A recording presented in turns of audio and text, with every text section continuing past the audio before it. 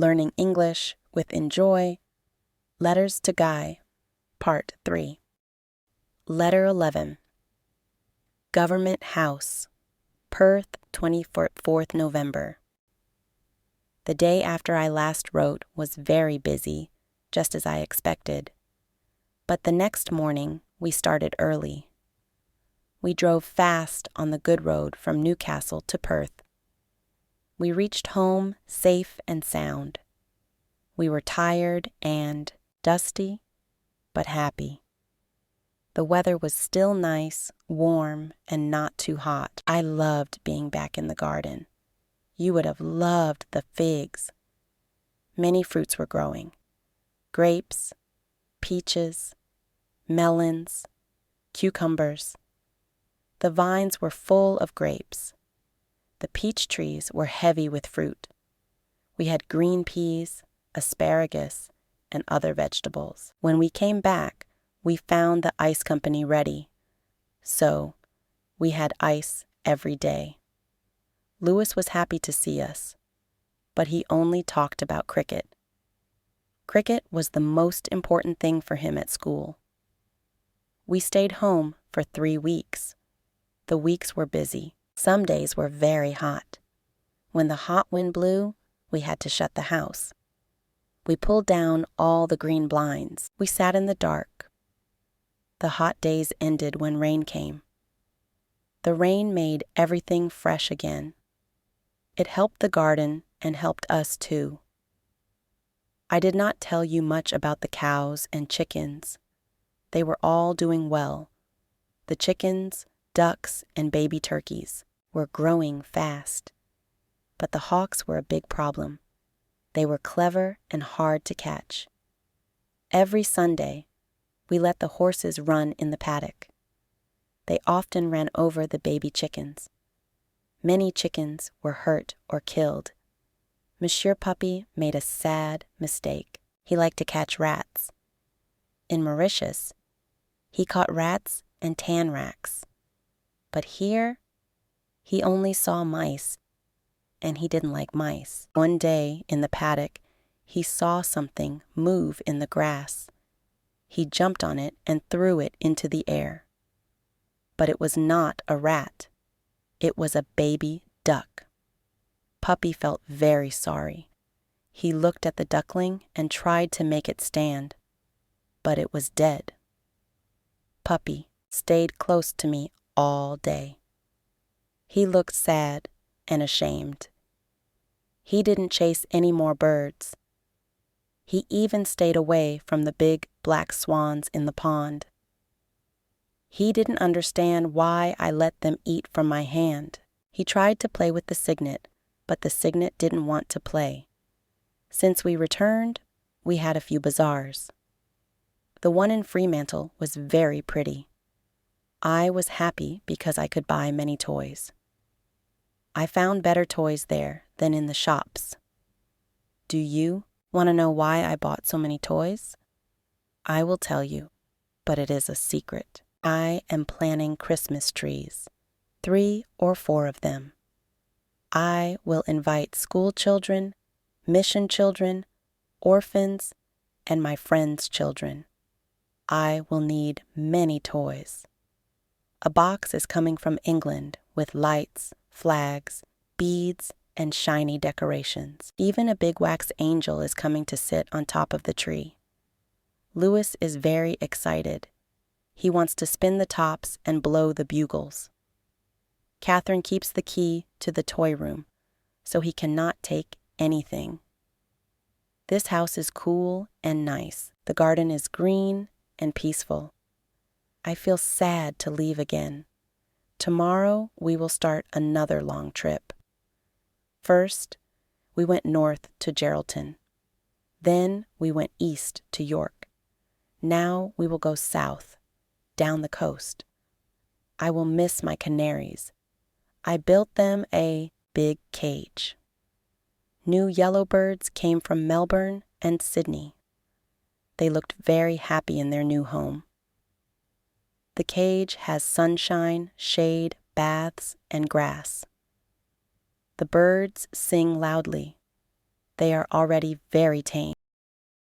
The guards like the canary cage. It makes their job more fun. They say it is nice to watch the birds. I feel safe too. The guards will not let any cat come near. These old soldiers are kind. Some have medals. Some were in the Crimean War. Some rode in the Balaclava charge. Some were in the Indian Mutiny. Now they walk near flowers and watch the birds. They are called pensioners. They have good houses, land, and pay. Some left the service and live in other towns. A few still guard Government House. There are no more guards in other buildings. We have no convicts now, so we don't need guards. Our town is quiet and safe. Only the boys make trouble. Not just Louis, all boys. Maybe the fresh air makes them wild. In other colonies, the street boys are very rude. Here, they are not too bad yet. I often laugh at their naughty tricks. One day, I drove through Fremantle. School had just finished. The boys ran after the carriage, shouting. The lady with me was scared. She whispered, "The larrikins," but I stopped and bought sweeties. I said, "Good boys get sweets. Naughty boys do not." At once, they became quiet and good. Since then, no more shouting. Your father laughs and says, "So that's how you stop larrikins." But I think it worked well. Now, let me tell you about Fremantle. I drive there often. The road goes past Mount Eliza and the Swan River. Then we see Melville Water. Then a forest. Then the sea. The sea is blue and wide. You can see Rottnest Island. Then we cross a narrow bridge over the Swan River. We pass gardens and houses. Fremantle is small but growing. It has good shops. There is a government cottage near the sea. I have tea there often. Louis plays on the rocks. I hope one day big ships will come to the harbor below the cottage. There is a train between Perth and Fremantle, but I like driving better. The road is pretty and peaceful. Catherine and Louis are always happy when I say we will drive to Fremantle. Last time, we saw a big snake on the sand. It was far away, but the horse was scared. On the way back, we saw a small dead snake on the road. Some people say many snakes live under Government House, but no one wants to check. One visitor killed a snake in our garden last week, but I have not seen any others, only that big one asleep on the sand. Letter 12. Bunbury, 8th December. We traveled a lot. We did not use the red van much. The van is now dark green with yellow stripes. The day after I wrote, we went to Fremantle. We went early in the morning. The weather was very beautiful. Catherine and I got on a small ship called Otway. One kind man came with us to help. He helped us sit on top of the ship. He gave us warm rugs. When we went out to sea, the wind became cold. The sea looked calm, but it still felt cold. After 1 hour, Catherine felt sick. Her face looked white. She said, "Please, my lady, I want to go down." So she went down. She stayed there until we stopped at Bunbury at 5 o'clock in the evening. Last time, we passed Bunbury in a big storm.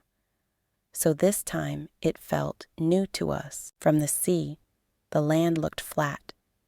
It did not look very pretty, but the people were very kind. They were warm and friendly.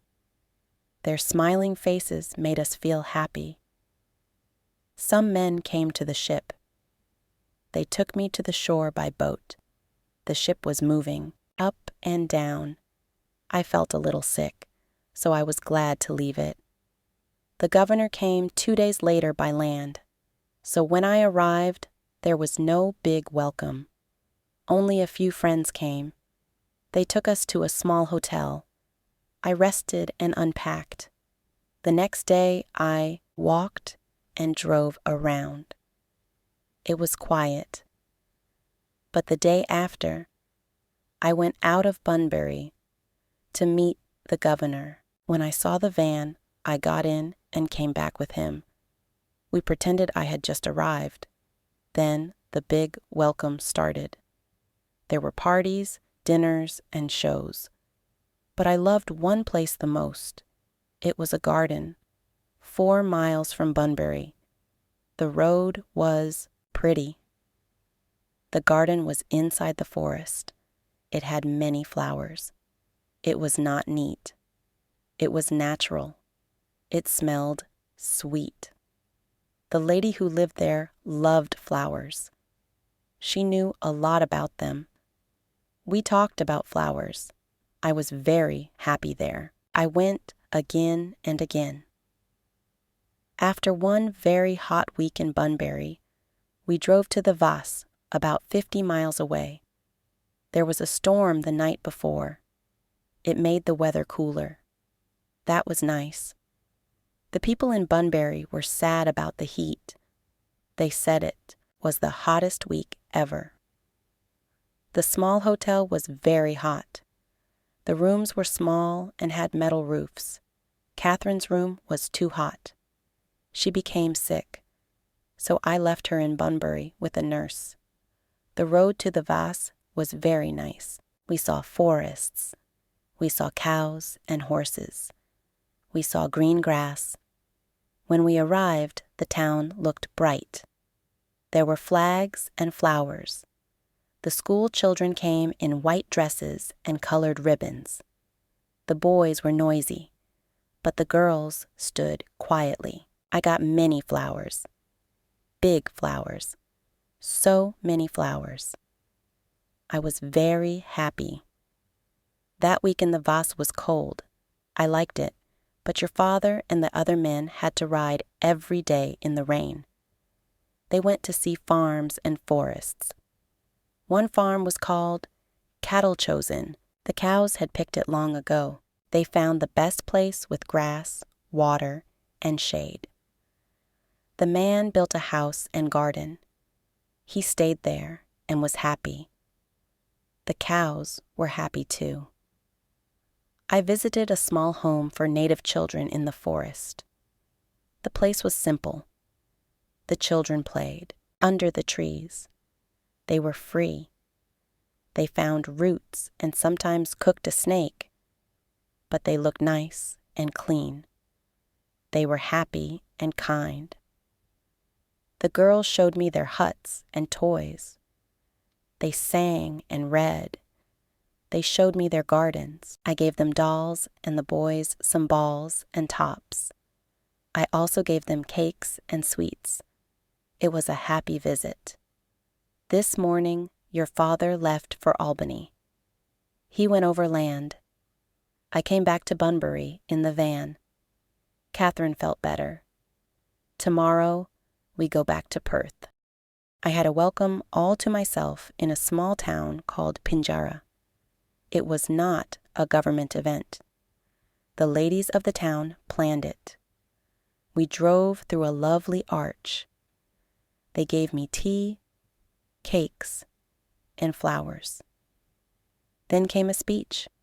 I was nervous. The lady reading the speech was nervous too, but we did it.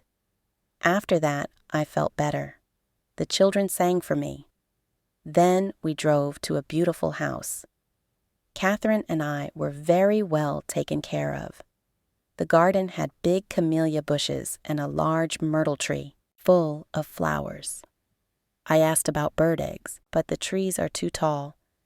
You can't get to the nests. Some birds nest on the ground, like the emu, the now, and the black swan. I got their eggs for you, but eggs from trees are too hard to find. There are many white cockatoos. They eat the farmer's wheat.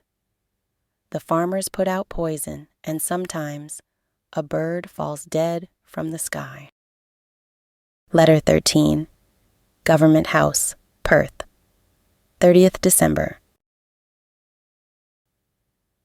When we came back to Perth, I heard that many people had measles. I did not know how bad it was. Half of the servants were sick. Many boys who worked for shops were also sick. It was hard to find even one healthy boy. Everyone wanted a boy who was not sick. One day, I saw a little boy standing at the door. He held a telegram in his hand. A man from the telegraph office had asked him to bring it. The man could not find any of his workers. The boy did the job well, and I gave him sugar plums as a reward. One morning, there was no bread in Perth. All the bakers were sick with measles. I also could not get butter or meat. But everyone wanted lemons. I had many lemons in the garden, so people sent messages to ask for some. Some people died because they did not take care of themselves. The weather was wet and cold. They opened windows or went outside and got a chill. Measles had not come for 30 years. So many people had never had it before. Luckily, Louis had measles in England, and so did 2 of my maids. They helped me take care of sick people. One maid helped a sick woman every day, even though they were strangers. She made the bed, brought food and drink, and made the woman comfortable. The woman was alone, and her neighbors were also sick, had many chickens, and I helped cook chicken broth for the sick. My cook was sick too, so I had to help in the kitchen. When we came back, the weather was rainy, but soon it became very hot. A strong wind came and blew for a whole week. The house was like an oven. Even at night, it was very hot. One evening, I sat on the garden terrace. It was too hot to talk. We only used fans to push away mosquitoes. Suddenly, we saw a big, bright meteor in the sky. It flew over us and fell into the dark trees. At the same time, we heard a splash in the water below. It sounded like a wave on the shore. People said the fish made the noise because they were scared by the light. The fruit in the garden is now ready. We eat green figs at breakfast. Grapes hang down in green tunnels, but they are small and sour. I have many roses, and they still grow well in the heat. The hot wind does not blow all the time. It comes for 3 or 4 days. Then the air becomes cool and nice again. But because of the measles, I had to delay the Christmas tree party. Too many children are sick. We will wait until after our trip to Rottnest. The governor came back before Christmas. He traveled 400 miles between Voss and Albany. He stayed in houses in the forest. The people were kind and had good homes. They had books, music, and nice clothes. They lived far from towns, but they were happy. Many people told him to turn back, but he did not. In the forest, a tree broke the top of the trap. Another time, the horses behind ran fast and crashed into his carriage. One horse put its head on his shoulder. Later, they crossed a river with the horses swimming behind. They also went through swamps, and bad roads. He saw birds and kangaroos. The cockatoos flew up with their yellow heads. The kangaroos ran into the forest. Once he saw a tree that looked like a gatepost. It was smooth and had no branches. When he reached Albany, the hot wind was just starting. It was not so hot there because it is near the sea. After some days, they left at 3 o'clock in the morning and traveled to Perth. They arrived at noon the next day. The trip was 254 miles. He did it in 33 hours. The mail coach takes 56 hours. He would have come faster, but at night they hit a wagon and broke a wheel. Christmas Day was very hot. Many people were still sick or helping others. Some people wore black clothes because they lost loved ones. Your father traveled over 1,000 miles on land in 6 months. I stayed at home more and traveled by sea, 2nd January. We went to the races yesterday. The horses were good, but it was very, very hot. The sun burned, and there was no wind. We sat under trees to eat, but big black ants tried to bite us. Still, the horses ran well. This country is good for horses. People could sell horses to the world, but not many people know how to do it. Papa has a strong little horse called Jara. He is clever and strong. Now we are going to Rottnest for 3 months. Letter 14. Rottnest Island, 30th January, 1884. We came to Rottnest Island for the summer. We came with our bags and boxes, with our birds and pets, and we came to stay for 3 months. Rottnest Island is small. It is about 12 miles long and 3 miles wide. It is not far from the mainland. It is about 12 or 14 miles from Fremantle. It is in the sea, where the cool wind blows.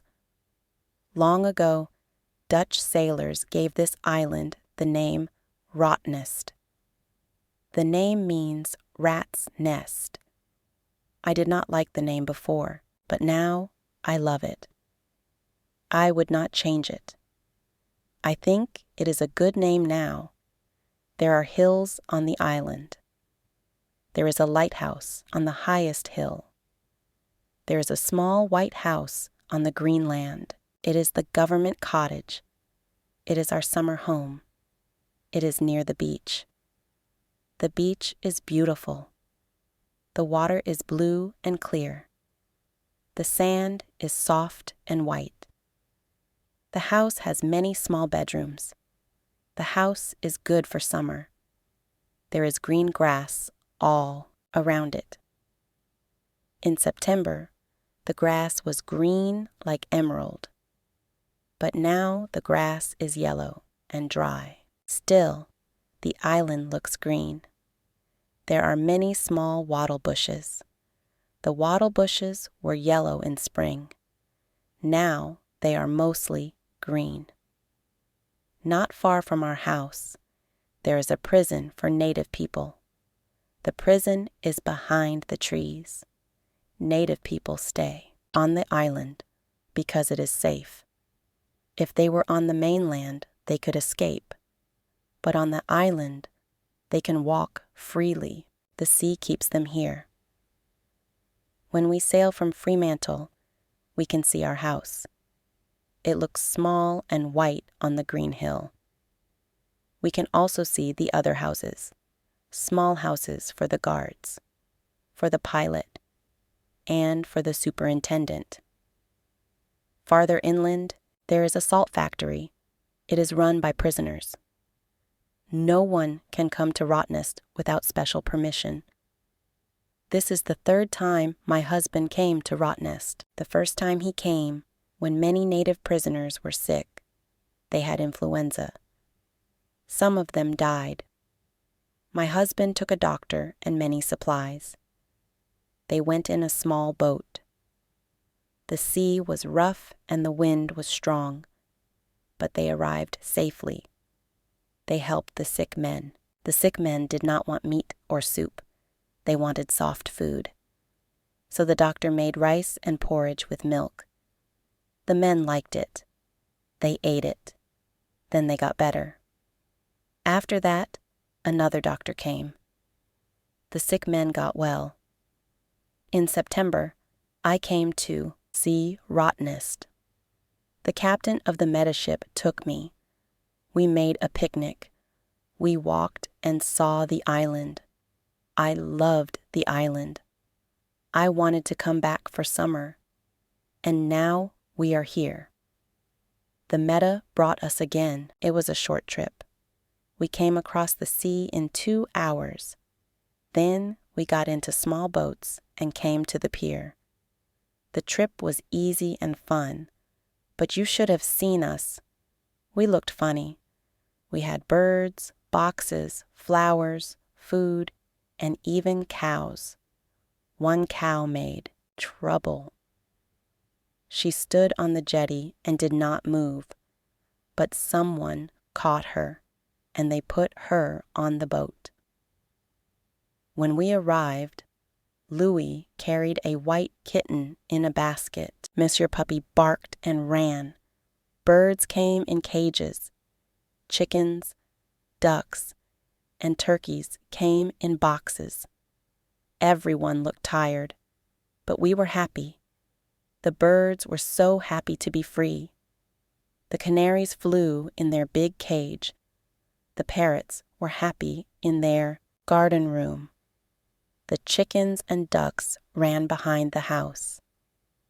The cows sat in the shade. They will eat hay and green food sent from the mainland. Water is very important here. We have a big tank. The tank holds rainwater from winter. The water is clean and good. The cows drink it too.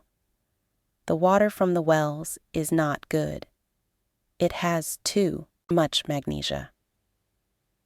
The house was old, but now it is nice. We cleaned it. We brought new furniture. Now it is pretty and bright. Louis and Puppy are very happy. They run and play all day. The view from the house is beautiful. From the back, we can see salt lakes. The salt is white like snow. The lakes are blue like the sky. We see birds on the water. The birds fly and shine in the sun. From the front, we see the sea. The sea is blue and wide. Sometimes we see the light from the heliograph in Fremantle. I like to sit and look at the water. Louis stands beside me. He looks too. He loves the sea. There is a wreck in the sea. A steamer crashed into the reef. Its masts are still there. Louis wants to visit the wreck, but the sea is rough there. In the morning, we go to the beach. We go to the bathing house at the end of the pier. The water is clean and soft. There are no rocks. It is the best place to swim.